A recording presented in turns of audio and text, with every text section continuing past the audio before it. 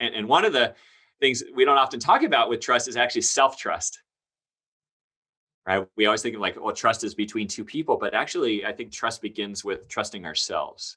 And when I wrote this article, I called it the trust of leadership, I believe. And this idea was that as a music teacher, it's important to trust yourself, and then from there to trust others. And that the leader needs to take the first step of extending the hand of trust. And that's a tricky thing about trust. In order to get trust, we have to give trust.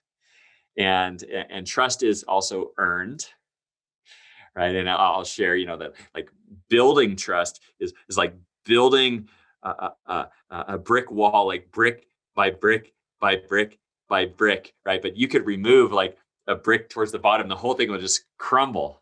And so leadership or trust takes a long time to build, but is quickly disintegrated when we demonstrate, a lack of integrity, or we don't follow through, or people don't believe what we have to say.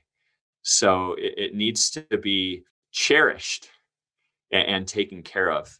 And it can take time to build, but it's essential for an organization that there is trust within the culture of the organization, from the leader and the members of the organization. What happens in the absence of trust? Well, that's a great question. And I think when there is high trust, there's high empowerment, right? So if the leader trusts the members of the organization, and in my situation as a band director, if I trust the musicians, I'm going to give them responsibility. They're going to be accountable, and I'm going to believe that they're going to follow through and be proactive, right? If I trust them. And when you trust somebody and you empower them, it adds value to them, and it allows them to actually reach for their potential, which is beautiful.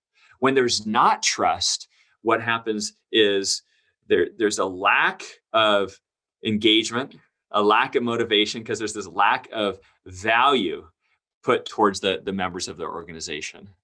And so a low trust organization slows everything down. There's a book written by Stephen Covey's son, Stephen M.R. Covey, The Speed of Trust. Yes. I was going to bring it up, but you did. We think alike. Okay, go ahead.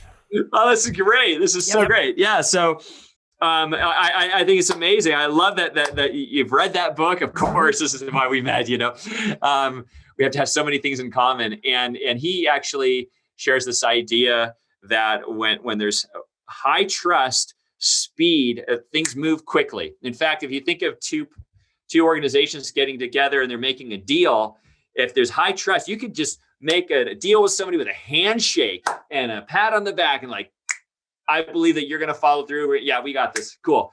But if there's low trust, it could take forever. The lawyers come in. It just takes all this time, and people might back away from the table.